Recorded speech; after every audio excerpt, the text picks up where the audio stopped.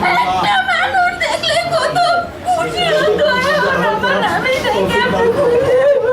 রাজধানীর পল্লবীতে ৭ বছরের শিশু রামিসাকে ধর্ষণ ও হত্যা অভিযোগে প্রতিবেশী সোহেল রানা ও তার স্ত্রী গ্রেফতার হওয়ার পর আবারও সামনে এসেছে এক অস্বস্তিকর বাস্তবতা।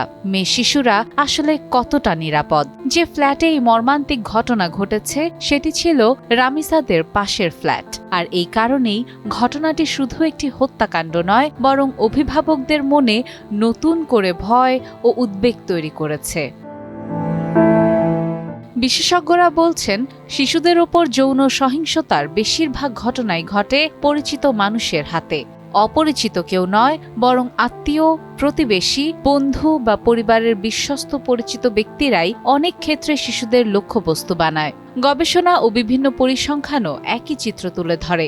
জাতীয় মানসিক স্বাস্থ্য ইনস্টিটিউটের তথ্য অনুযায়ী বাংলাদেশে প্রায় ৮৫% ক্ষেত্রে শিশু যৌন নির্যাতনের সঙ্গে জড়িত থাকে পরিচিত কেউ। ঢাকা বিশ্ববিদ্যালয়ের অধ্যাপক ডক্টর জোবায়দা নাসরিনের এক গবেষণাতেও দেখা গেছে, শিশুদের বিরুদ্ধে যৌন সহিংসতার মাত্র ২৫% ঘটনায় অপরাধী সম্পূর্ণ অপরিচিত। বাকি অধিকাংশ ক্ষেত্রেই তারা আত্মীয়, প্রতিবেশী বা পরিচিত মানুষ। তিনি বলেন, বাচ্চারা কিছু বলতে পারে না বলেই তারা টার্গেট। এই ধরনের সহিংসতা শুধু একটি শিশুর শরীর নয়, তার পুরো ভবিষ্যৎকে ক্ষতবিক্ষত করে দেয়।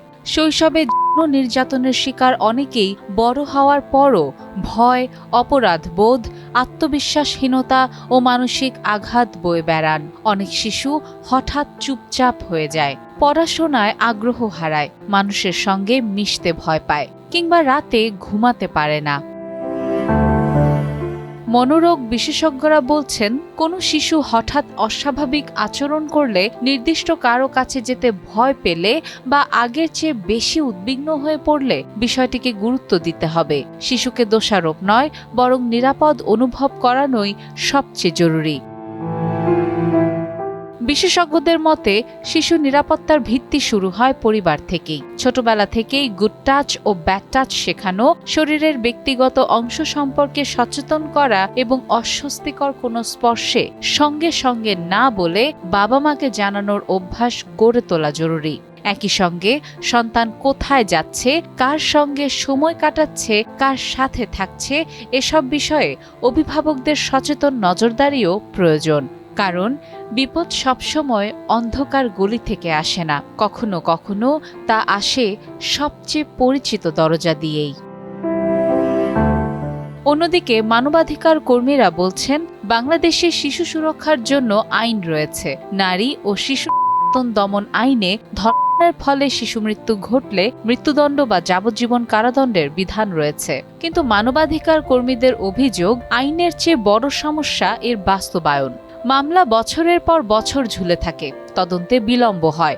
অনেক পরিবার ভয় বা সামাজিক চাপে অভিযোগই করে না। তাই শুধু আইন কঠোর করলেই হবে না, প্রয়োজন দ্রুত বিচার, কার্যকর তদন্ত, শিশুবান্ধব পুলিশিং এবং পরিবার, স্কুল, সমাজের সমন্বিত উদ্যোগ। রামিসা আর ফিরে আসবে না, কিন্তু কাণ্ড আবারও মনে করিয়ে দিয়েছে, মেয়ে শিশুর নিরাপত্তা কেবল ঘরের চার দেয়ালের বিষয় নয়। নিরাপদ শৈশব নিশ্চিত করতে পরিবার, সমাজ ও রাষ্ট্র সবাইকে আরও দায়িত্বশীল হতে হবে। সাদিয়া ইসলাম, টাইমস টুডে।